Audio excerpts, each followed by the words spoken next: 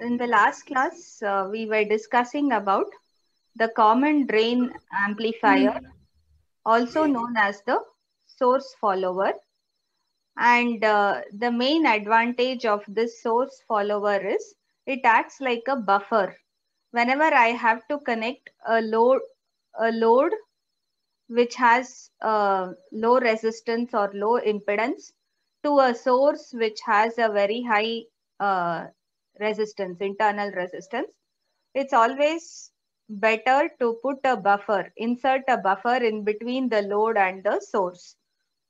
So here the signal generator with 1 mega ohm signal source resistance should be connected to a load of just 1 kilo ohm. And we saw that if we connected them directly, even if we set a 1 volt signal, we'll have the voltage across the load to be just 1 millivolts, 1 by thousandth of the given input voltage. So there is a very high loading effect and this circuit fails. We'll assume we have given 1 volt and accordingly we'll check for output. But what appears at the load is very, very less. That is because of this high internal resistance of the signal generator. So in such situations, in most of the situations, in order to overcome this signal generator or source resistance, so whenever you connect a source, it will have some internal resistance. So there will be a drop across that internal resistance, which will prevent all the voltage which we set up in the signal generator from reaching the circuit. I can have the circuit here or the load, whatever. So what we do in such cases, we always try to insert a buffer circuit. And what is this buffer? There are three important characteristics for a buffer. Buffer should offer very high input resistance, almost infinite input resistance, a voltage gain which is 1. In the sense output voltage should follow the input, and it should have an output resistance which is almost 0, very low output resistance. So a practical buffer should satisfy all these three conditions, and it is possible for us to design such a buffer circuit using a common drain amplifier. In this common drain amplifier, we saw the drain circuit will be common between the gate and the source. Input is given between gate and ground, and output is measured between source and ground across this load resistance RL. The drain is grounded because that is the common terminal. Then we replace this MOSFET with its T model. And why we use T model? Because we have a resistance in the source terminal. Whenever you have a resistance in the source terminal, analysis becomes easier or simpler if you use the T model. Remember that.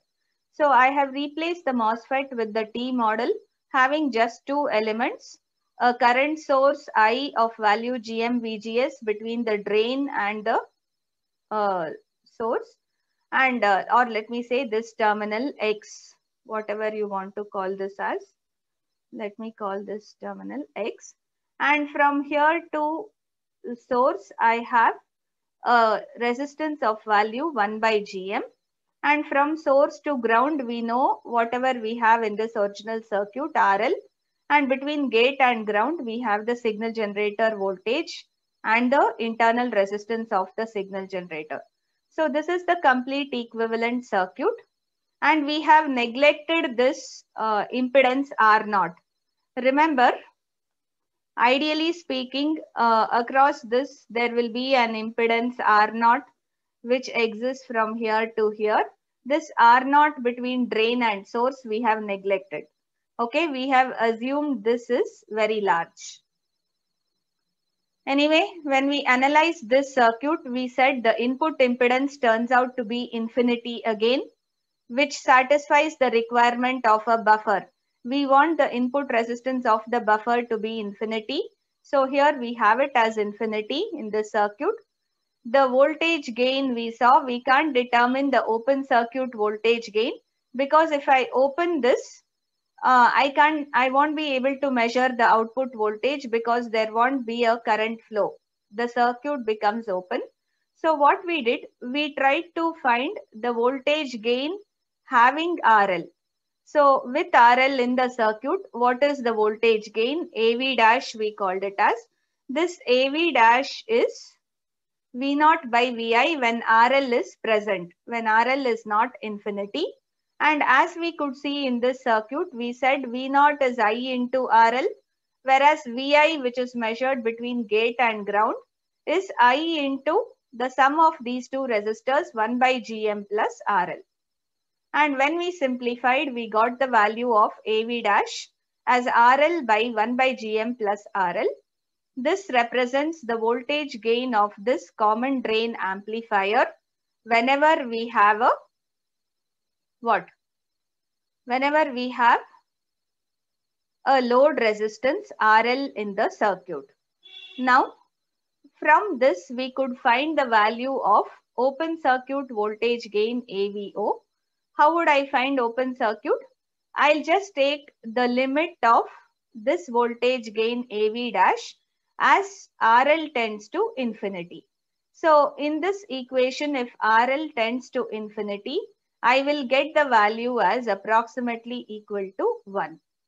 Therefore, the second condition which is needed in a buffer is also satisfied. We are getting voltage gain, open circuit voltage gain as almost 1. Okay. Even this factor AV dash also will be what? This will also be slightly less than or equal to 1 for the simple reason that 1 by Gm will be very, very small when compared to RL. See, this resistance 1 by Gm is usually very small when compared to RL. So naturally this ratio turns out to be almost equal to 1. Okay. And last, we can find what is GV. GV is V0 by Vsig when RL is present. So in this case, you tell me whether Vsig will be different from Vi. See, this is Vsig and this is Vi. Will they be one and the same or will they be different? Same. They will be the same. So in this case, you can clearly see this is same as V0 by Vi when RL is present, which is nothing but AV dash. And what was this value? It was RL by 1 by Gm plus RL. This is the value of GV in this circuit. No change. Okay. I told you there won't be any change unless there is a biasing resistance. If there is a biasing resistance here, then Vi will be different from Vsig. Remember that. So we are done with the three different voltage gains. Here AVO turns out to be 1. AV dash and GV turn out to be RL by 1 by Gm plus RL, which will also be nearly equal to 1. Okay. And last thing, let's find the output impedance. Output impedance R out, how do I find? Remember, I have to remove this load resistance. And so after removing this load resistance, you connect a voltage source Vx at the output, sending a current Ix into the circuit. And at this time, when you are finding output impedance, this input voltage Vi should be made 0. So let me call this, I'll show it here itself. So between the source and ground, you are connecting Vx, sending a current Ix into the circuit. So whatever is the impedance measured here, this is R out. RL has been removed. So if I consider I have a resistance 1 by Gm here, this is X. And from here, I have to make Vi 0. So I'll directly connect this point to ground. The gate is grounded. Here you had Vi and that Vi had to be made 0. Instead of making Vsig 0, we are simply making Vi itself as 0 because even if I make Vsig 0 and Rsig is there, remember there is no current here. There won't be any current in the path. Even if I have an Rsig, there There is no difference. So directly let me consider Vi as 0. And if this is the case, can you tell me what will be the impedance? If the input signal is 0, this current source here will also be open circuited. Whatever current source I had here, even that turns out to be open circuit. So what is the resistance you are seeing between source and ground? In this, between the source terminal and the ground terminal, the only resistance which you see will be 1 by Gm. Okay. Therefore, R out turns to be 1 by Gm in this circuit, which is a very, very small value. Is this clear? Is this concept clear? The concept of finding R out is the same everywhere. You remove the load, connect a voltage source Vx, sending a current Ix into the circuit. And when you do that, you make the input signal 0. Here, whether I make Vsig 0, Rsig will have no effect because there is no current through Rsig. So what I'm doing, I'm directly showing the gate connected to the ground. Vi is made 0 directly. If Vi is made 0, there was a current source between the drain here. Even that turns out to be 0. Open that. So this won't have any value, open circuited. Okay. And what you effectively see here will be just one resistance 1 by Gm. That represents the output impedance of this circuit. Is that clear? If you have any doubts, you please ask. So this completes our analysis of a simple common drain or source follower circuit. Now can you tell me the reason why this circuit is called as source follower? What is the voltage at the source? Which voltage do we have at the source? Yes? It is the output voltage which you have at the source, and that output voltage is what? Following the input voltage whatever we have given. That's why the voltage gain is nearly equal to 1. Whether it is AV dash, GV or AVO, we have output voltage nearly equal to input voltage. You say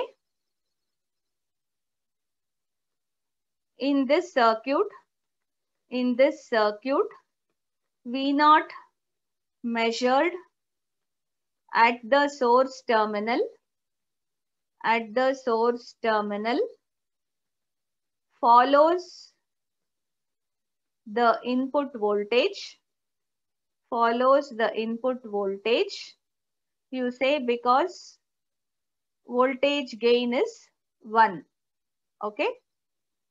Hence the circuit is called a source follower. Hence this is also known as source follower circuit, commonly used as a buffer. Is that clear? So remember, if you remember the reasoning, electronics is such a beautiful subject. For everything we have a proper reasoning. If at all you could remember the reasoning, remembering why this happens or understanding things will become very, very simple and easy. There won't be any complications at all. Next, let's consider a practical common drain amplifier circuit. So what's the difference between this and the previous? The previous one was simplified. I had not considered the gate resistance Rg. Here we have included the biasing resistance Rg, and this is used for bias. This is another type of bias known as constant current bias, which we commonly use in MOSFET amplifiers, but unfortunately it's not there in your syllabus.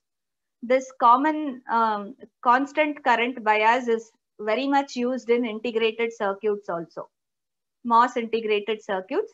Anyway, so what we do in this constant current bias, we fix up a constant current to flow in this source terminal, by using supply minus VSS and a biasing resistance RG.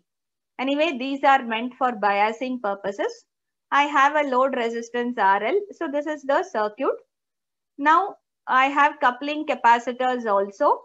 If I have to draw the small signal equivalent, first I should get the AC equivalent circuit.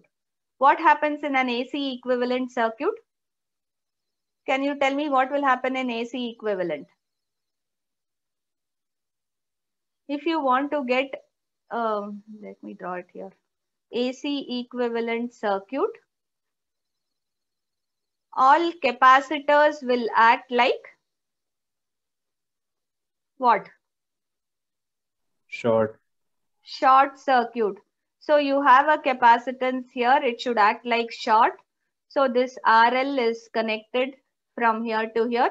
What should happen to DC current sources?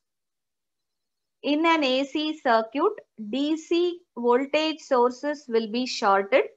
So what will happen to DC current sources? DC current sources should be opened. Please remember, DC current sources will be replaced with an open circuit whenever we write the AC equivalent circuit. So open this current source and I have a voltage minus VSS here. Remember, DC voltage sources will also be replaced with shorts. So it's as good as telling this will be grounded.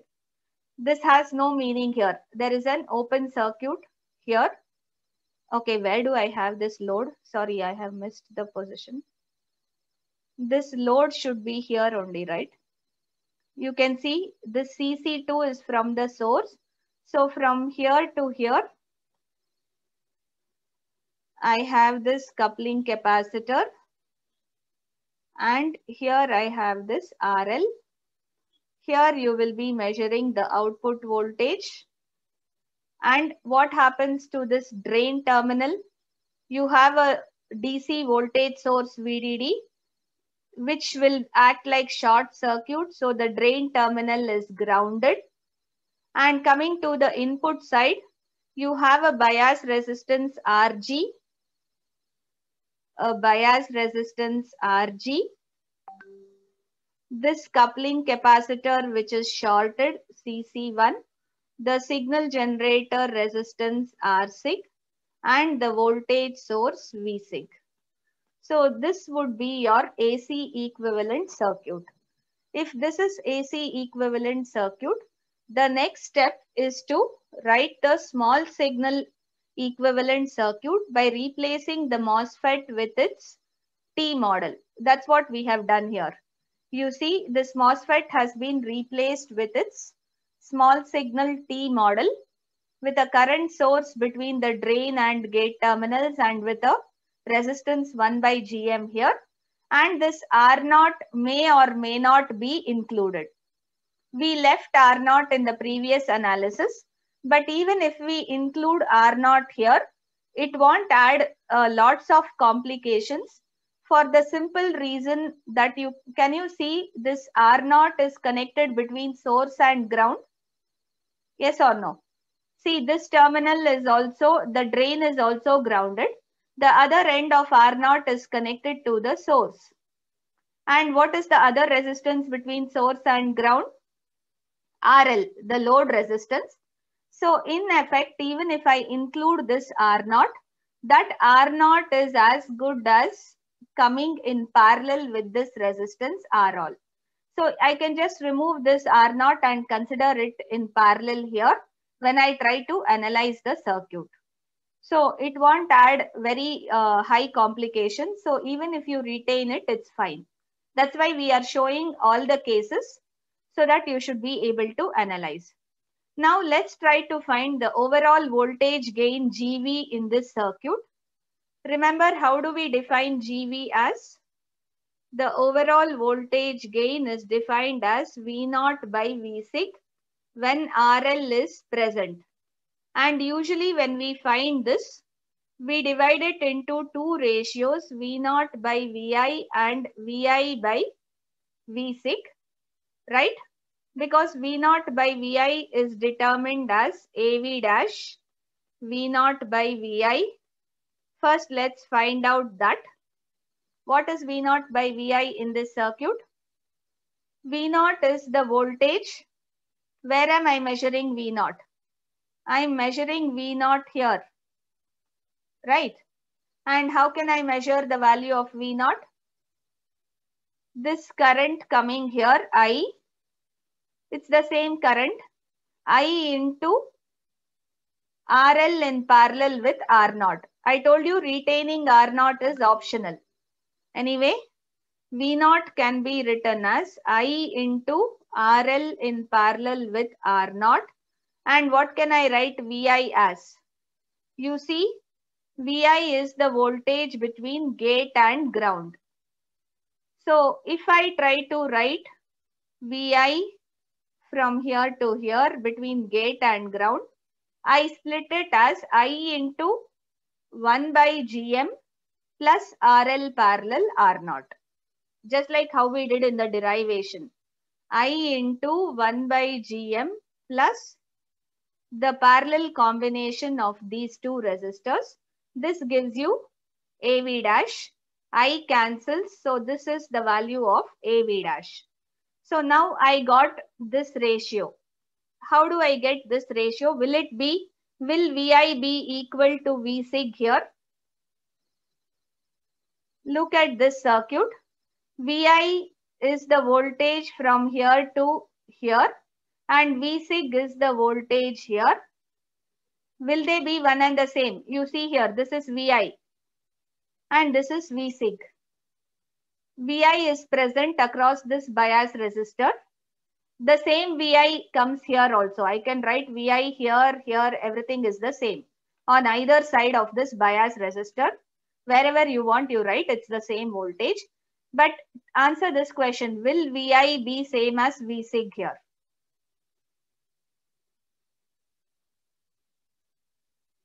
No, ma'am. No, surely, because you have this V sig, there will be a current flow in this path. Though there is no current going here, the current going into the gate terminal of the MOSFET is 0. But there will be a current in this path because of the resistances R sig and Rg. So how will I find the value of Vi in this circuit? Voltage divider rule. V sig into Rg by R sig plus Rg. See here, in this case, because there is a loop formed because of the biasing resistance Rg, the voltage drop Vi across this Rg can be measured as V sig into Rg by R sig plus Rg using the voltage divider rule. So what am I interested in here? I am interested in finding the ratio Vi by V sig. Here I am interested to find the ratio Vi by V sig. So can I say Vi by V sig is Rg by R sig plus Rg? Now combining these two, substitute this and this in this equation. What do you get? Therefore, Gv is equal to what? First this V naught by Vi, which is RL parallel R0 by 1 by Gm plus RL parallel R0. Next is Vi by V sig, which is Rg by R sig plus Rg. So I hope you are able to understand the difference. What happens to the circuit when you include a biasing resistance and when you put back R0. If you don't neglect this R0. See, usually if this R0 is very large when compared to this RL, I can neglect it. Say this RL is 10K and this is 200 or 500K, you can neglect. But if R0 is also 30, 40K and RL is 20K, I can't neglect because this R0 will have an effect on the circuit. So even if R0 is there, you can determine the voltage gain like this. See, this is the equation and I hope you understood how we get.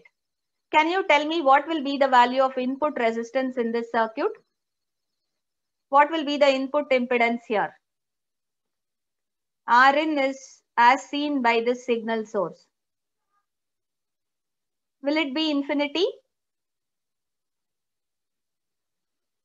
Even in common source amplifier, we did this.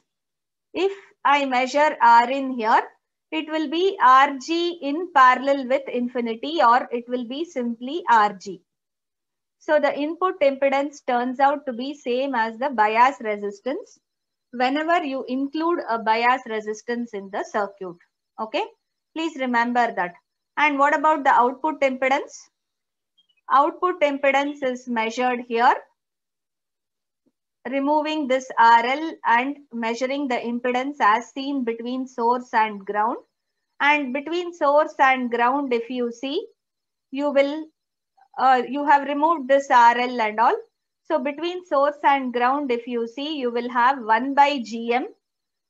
And if you have this small R0, you can have 1 by GM in parallel with R0.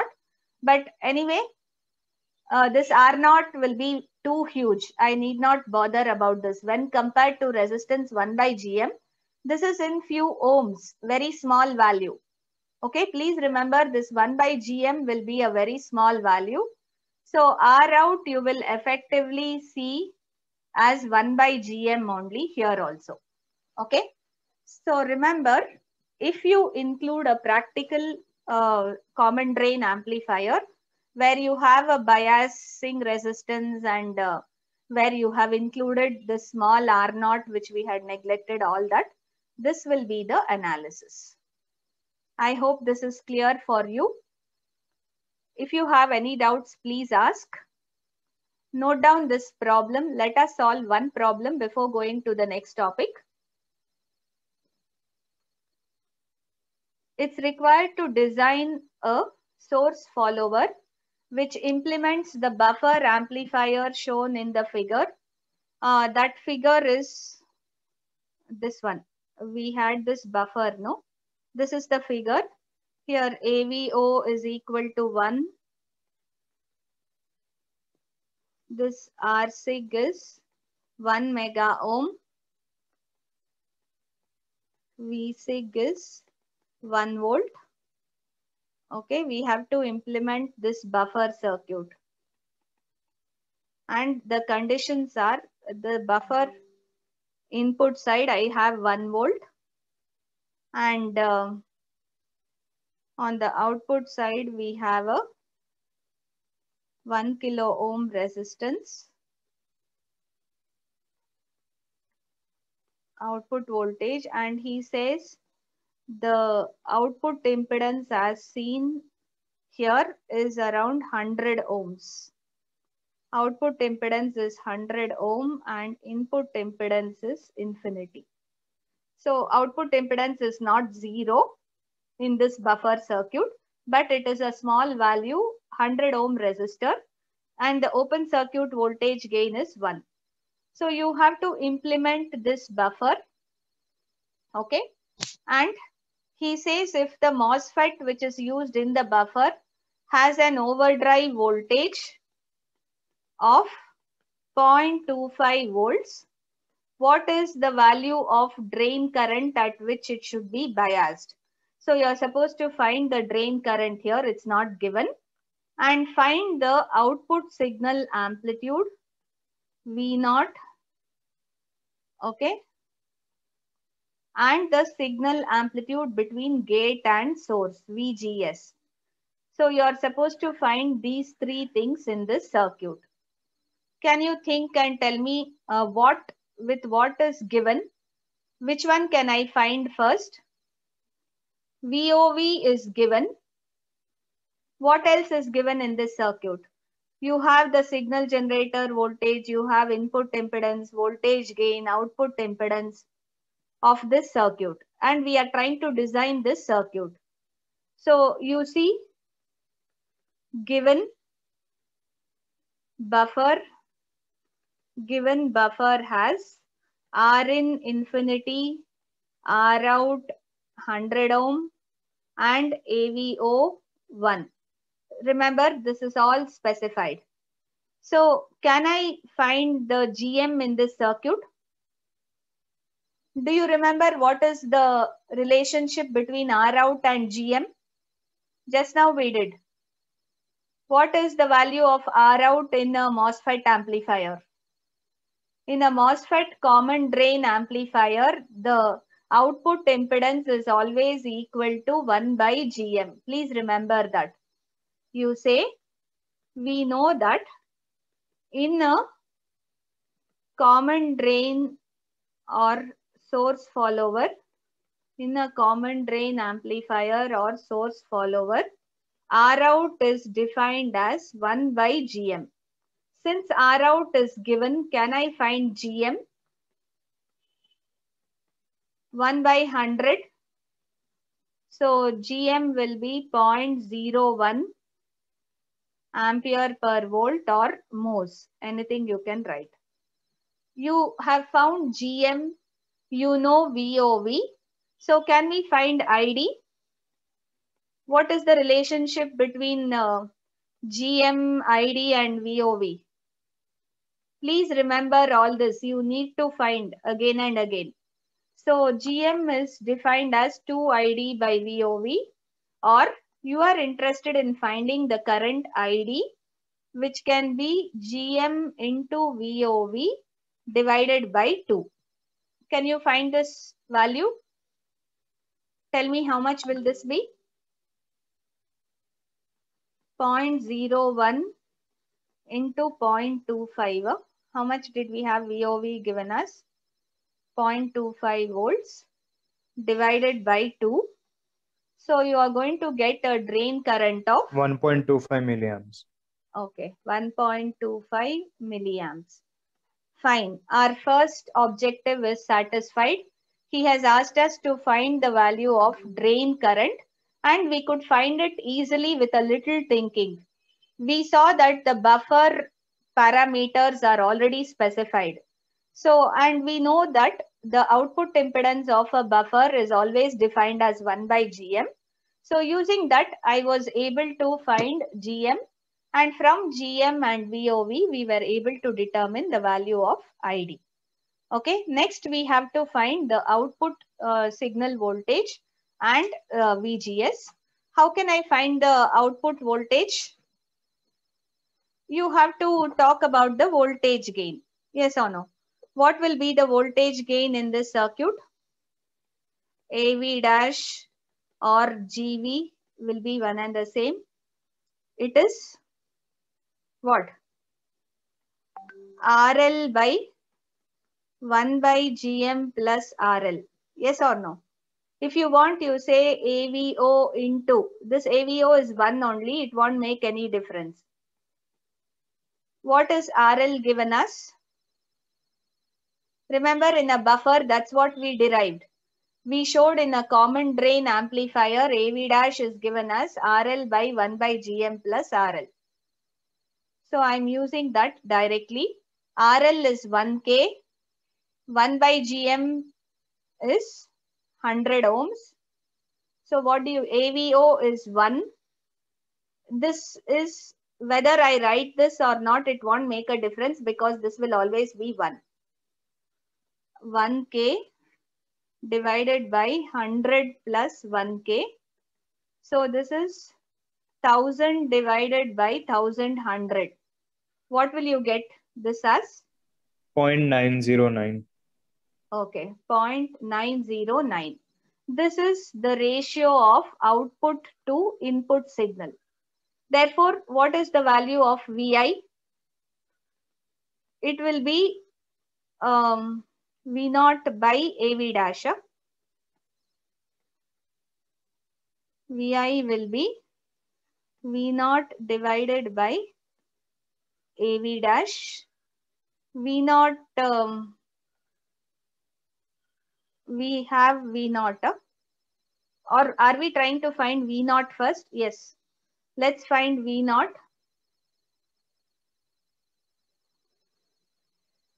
Vsig is given.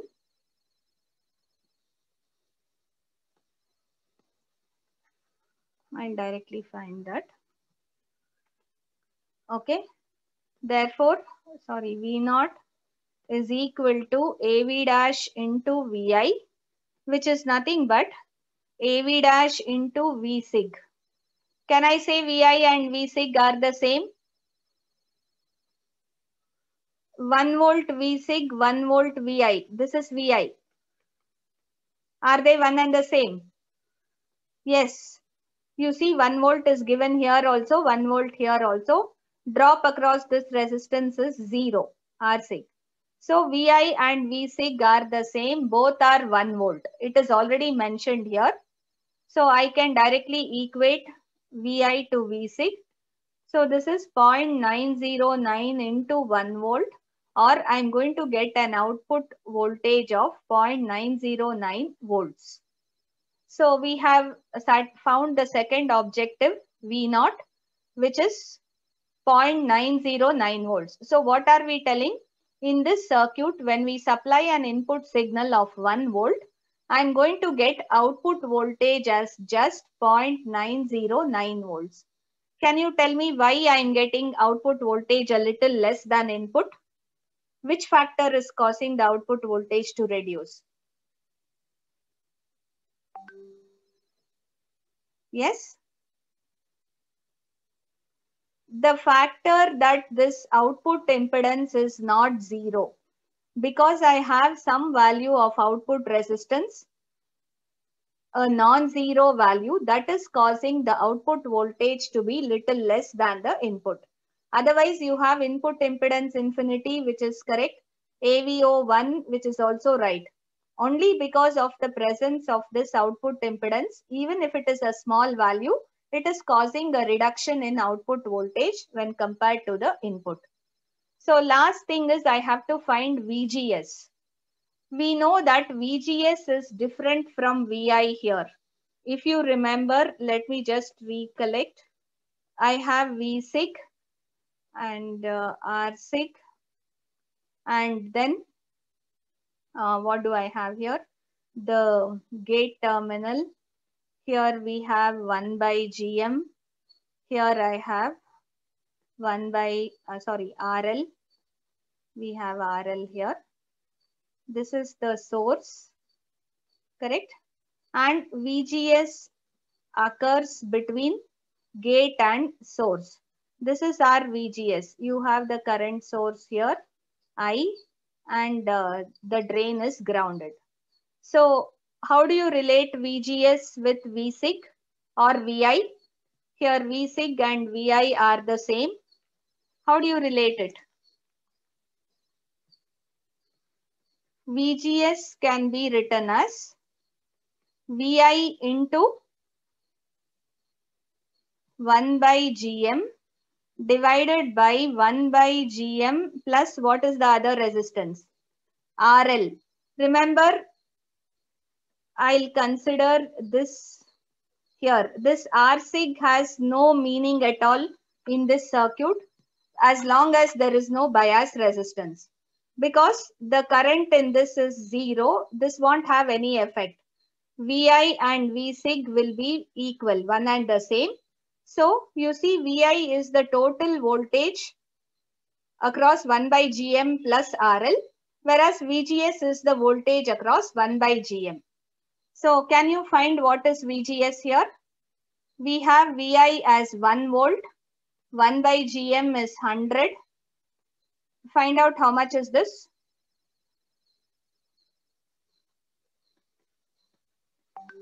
What is the voltage VGS you're going to get?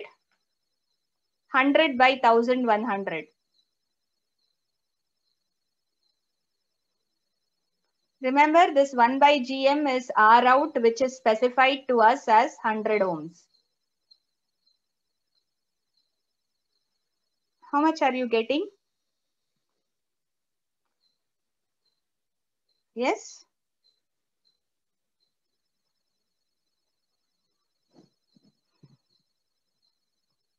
Okay, 0.0909.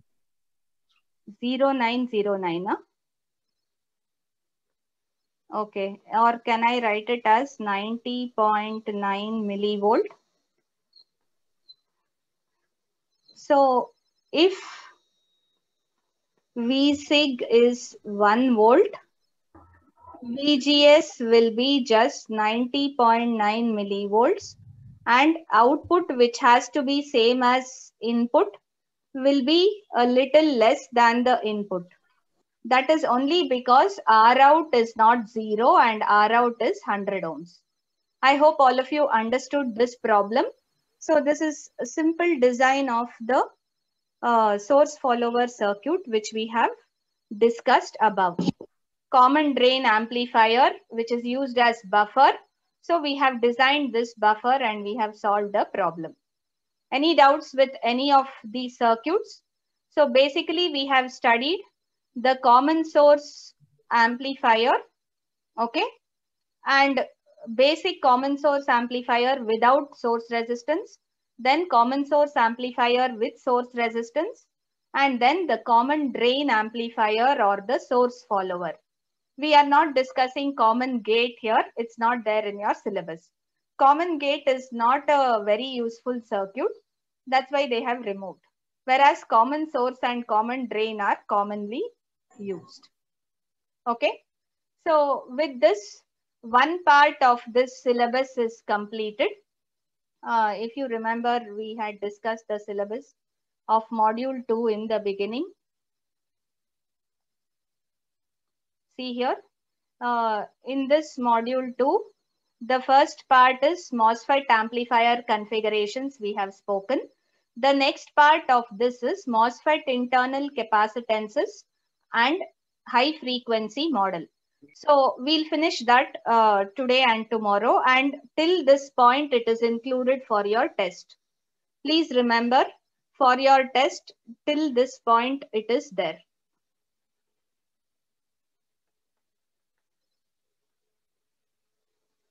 Okay, I'm not able to write it here.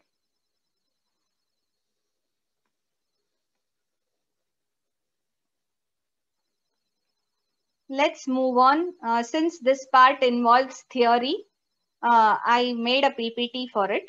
Let's discuss very quickly. We'll try to understand.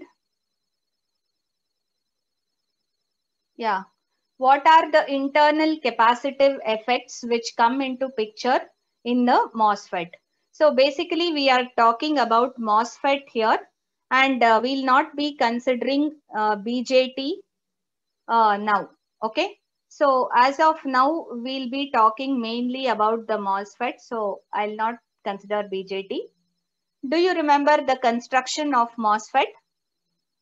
So we have the substrate, which is shown in blue here, the blue box, light blue box down, into which we have etched two regions of N plus layer silicon. So these N plus layers are the source and the drain. So this is the source region and this is the drain region. This is the substrate. So this is the substrate, as you can see. And what is shown in black will represent the metallic layer to take out the source terminal. In the center, we have the gate terminal. You see, this is the gate. From here, it is the source, and from this point, it is the drain. So the three terminals are taken out. You observe the width of this box or the laid silicon is W, and the length of the channel region. The region in between the source and drain terminals constitutes the channel. You see, this is the channel region. This is where a channel will come into picture. A channel will be created just below this gate terminal, and the length of that channel is defined as capital L. So please understand length of the channel. Yes? Any doubts? Length of the channel is capital L and the width of the channel is capital W. Okay. So we know all this. Now there will be two, let's say totally 5 capacitances which come into picture. And what are those capacitances and how they come into effect? The first one is the gate capacitive effect. Remember, this gate electrode, which is always connected to a positive voltage, I will always connect this to a positive supply, right? So whenever I connect this gate terminal to a positive supply, so this layer which is shown in black can be made of metal or polysilicon. Any one of the materials can be used. I can assume that this layer of polysilicon or metal forms a parallel plate capacitor with the channel region. So you have a plate on the top and you have a channel below. So this and this put together like this. This is the gate electrode which will be positive, and this is the channel region. Here I have the channel. Negative charge carriers come here in this region. Negative charge carriers will be coming, and in between here I have a what? Dielectric. I have a dielectric silicon dioxide layer. The oxide layer we say. So between one plate which is charged positively, this is the metallic or polysilicon layer, and below that here I have the channel. This channel will have negative carriers or electrons. The channel will be formed below the gate. So in between these two, you're going to have a layer of dielectric, the silicon dioxide layer. So it acts like a capacitor and it will generate some amount of capacitance which is known as the oxide layer capacitance, COX. Please remember the gate region acts as a positive plate or a plate with positive charges. The channel acts as a plate with negative charges. It is very bad. I have taken a screenshot. Some 2 additional students have joined now. You will be marked absent for 1 complete week. I am going to cross verify and mark you absent. You don't put in your USN whenever I ask. If I catch you with that and the earlier record which I have, I'm just going to mark you absent for 1 whole week. If you want, you can leave the class or you can attend. It is an important topic and useful for your test also, included in the test. So here, dielectric is there between the 2 parallel plates. One is the gate, the other is the channel below the gate. So this creates a oxide layer capacitance known as COX. So generally, we measure this COX is obtained as epsilon naught by the thickness of the oxide layer. TOX represents the thickness of the oxide layer. Please note down this formula. You can have problems based on this. And epsilon naught is defined as 3.9 times or I can say epsilon ox. I'll call this epsilon ox, which represents the permittivity of the oxide layer. The permittivity of the oxide layer will be 3.9 times the permittivity of this one, free air. So this divided by TOX, usually this turns out to be 3.9. Epsilon naught is 8.854 into 10 to the power of minus 12, I think, right? Yeah. Divided by the thickness of the oxide layer.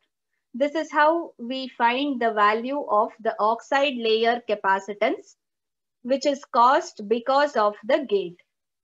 So this gate region results in the oxide layer capacitance, which is defined as 3.9 times the permittivity epsilon naught divided by the thickness. So that epsilon naught is given as 8.854 into 10 power minus 12. This is the relation. Okay, so that's the first capacitive effect. The second capacitive effect is seen between the source terminal and the body terminal. Here, we call this as CSB. the source and the substrate. We call the substrate as body terminal also. So because of the opposite charge carriers on the source and the substrate, you can have a capacitive effect. Actually, these capacitances will be very small, but still they are present. So there is a capacitive effect created between the source and substrate. Similarly, one between drain and substrate, CDB.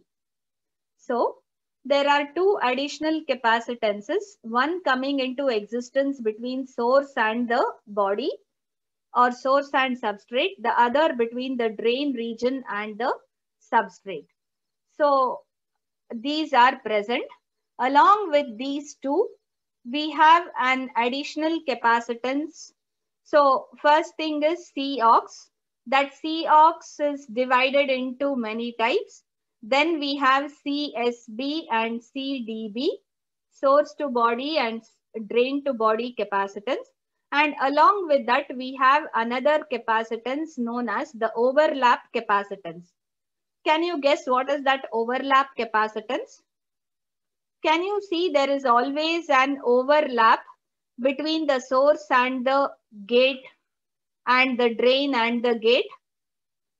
A small region of the source will always be overlapped with the gate, and a small region of the drain will be overlapped with the gate. Because of that, because of the length of this overlap, I have LOV, a small length of overlap between the source and the gate, and a small length of overlap between drain and the gate. That causes the overlap capacitance COV. So these are the three types of capacitances which exist, okay, in a MOSFET. So let's go into a little more detail of that. This gate oxide layer capacitance, as I told you, is divided into three types: gate to source capacitance, gate to drain capacitance, and gate to substrate, gate to body capacitance. So the COX, which is also known as the gate layer capacitance, or the gate capacitance I can call. It is divided into three types: CGS, CGD, and CGB. Gate to source, gate to drain, gate to body. And as usual, we have source to body and drain to body capacitance, and we have the overlap capacitance. These are the various things and the relations you will have to remember. So first we'll see what is the meaning of this gate capacitive effect. The gate capacitive effect can be modeled by three capacitance: CGS, CGD, and CGB. The values of these three capacitances can be determined as follows. So, when the MOSFET is operating in this region, triode region, can you see? This region is called the triode region of operation. Whenever the MOSFET is operating in the triode region, the drain source voltage VDS is very, very small. It has a very low x-axis value, or the drain source voltage. Therefore, the channel which is formed, remember, the channel which is formed between the source and the drain will have a uniform depth. The depth of the channel will be uniform, which means the capacitance formed at this end, okay, whatever is the capacitance formed here, CGS, will be equal to the capacitance formed at the drain side because of the uniform depth of the channel. And both the capacitances will be half of the total capacitance measured between the gate and the channel. That is, we measure that total capacitance as the width of the channel into length of the channel into the capacitance of the oxide layer, COX. I already showed you how COX is measured here. COX is measured as epsilon oxide by thickness which is 3.9 times epsilon naught by thickness, and epsilon naught is 8.854 into 10 power minus 12. This is how we are going to measure the oxide layer capacitance. And during triode region of operation, because of uniform depth of channel, the gate capacitive effect, gate to drain and gate to source will be equal, and both will be half of the total capacitance. How do I find the total capacitance? We are considering a capacitance having width W, the region of capacitor, the area will be W into L, and the value of that capacitance is Cox. So we'll divide as half between the two ends. You see, it's written here. CGS is equal to CGD is half WL into Cox. Okay. Next, this is more important for us. When the MOSFET is operating in saturation region, what happens? Whenever the MOSFET is in saturation region, see, this region is the saturation region. What happens to the channel? The channel length and width becomes very less here. Remember, the channel gets pinched off. So the width of or depth of the channel is large towards the source, whereas it is very small or zero near the drain. This is the source.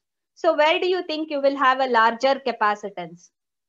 This capacitance which exists here, CGS, will surely be much greater than CGD. I can almost say this CGD can be taken as 0, because there is no, I should have two plates, right? In this region, I have the gate plate with positive charges, but this negative charged plate is becoming almost 0. And remember, there is an oxide layer here, insulator, dielectric or insulator is there before I have the polysilicon or metallic gate layer. So, because the channel depth is higher towards the source, I have only CGS which is present, and this CGS value is taken to be equal to 2/3 of the total capacitance WL into Cox. Remember, the total capacitance is always width into length into the actual capacitance. This Cox is measured per unit measurement. That's why I have to take it for the complete area. That is, I have to multiply it with width and length. Okay. So this CGS, the gate to source capacitance is there, whereas CGD can be assumed to be 0. So you can see we have written here, CGS is present, CGD is 0. And this is most important in our analysis, because in amplifiers, we always work in the saturation region. And in the saturation region, please remember, the gate to source capacitance will be 2/3 WL into Cox, and gate to drain capacitance will be 0. So please remember this. Next, when the MOSFET is cut off, the channel itself will completely disappear. So whenever the MOSFET is working in its cutoff, the channel doesn't exist at all. And in that case, both CGS and CGD is 0. The gate layer capacitance will be 0. But since we model the gate capacitive effect by assigning WL into Cox, we can put it to the gate to body. The complete capacitance which is there is assigned between the gate and the body. So gate to drain and gate to source will be 0 in the cutoff. So the whole capacitance which exists there is assigned between gate to the body, CGB. I told you gate capacitance can be of 3 types, CGS, CGD and CGB. The CGB comes into effect during cutoff, CGS is present always. CGD is present only in the triode region. During triode region of operation, CGD is present. CGS is present during triode as well as during saturation. So please remember this condition. And other than this, I told you, because of the overlap between the gate oxide and the what? Channel, drain and source regions, we have a overlap capacitance COV, which is normally defined as the width, which is constant, and the length of overlap. So to what extent we have that overlap here? So the length of overlap, this plus this, okay? So these two put together stands for L overlap, the length of overlap into the oxide layer capacitance. That gives us a measure of the overlap capacitance, which will also be present. Typically, this overlap length is 0.05 to 0.11. Please remember the overlap length is very, very small. Okay. So these are the various capacitances. Along with this, we have some junction capacitances which exist because of the two reverse bias junctions. Where are those reverse bias junctions? I told you one reverse bias junction is between the source and the body. This is one reverse bias junction. So I have source to body capacitance. The other reverse bias junction is between the drain and the body. So I have a drain to body capacitance.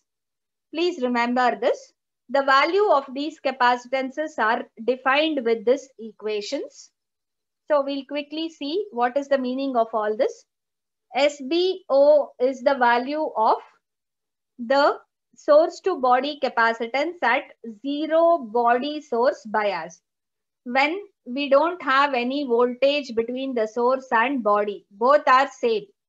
At zero body to source bias voltage, whatever is the capacitance, that is called CSB0. This one, the numerator. And this VSB here is the magnitude of the reverse bias voltage applied between the source and body. Remember, in many cases in IC circuits, we don't short the source to the substrate. We keep a voltage, we keep the substrate at the most negative voltage and the source at a little higher voltage. So there will be some reverse bias between the source and body in many circuits, and that is VSB. And V0 is given as the junction built-in voltage, which is constant, 0.6 to 0.8. Similarly, CdB is also defined by a similar equation. And CdB0 stands for the capacitance at zero reverse bias voltage. VDB is the drain to body reverse bias voltage that is applied, and V0 is the 0.6 to 0.8 volts built-in junction voltage. Okay. So remember these equations. Based on this, you have a simple problem. You can make a note of this problem as you drop in your USNs. Again, the two people who were not there in the first session, please don't drop in. Otherwise, you will be marked absent for one complete week. I have taken a screenshot of those who were there in the first session, first 40 minutes.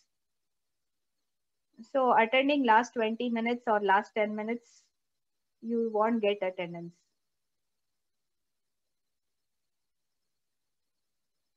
Whatever we finish in tomorrow's class, till there we include it for the internals. If you have any doubts, please ask. And I'm trying to upload all the classes in my YouTube channel. Please refer whenever you have any clarifications. And you can also directly contact me on WhatsApp.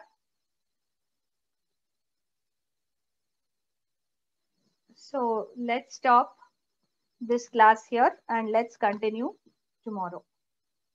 Have you all entered your USNs? Please drop in your USNs fast.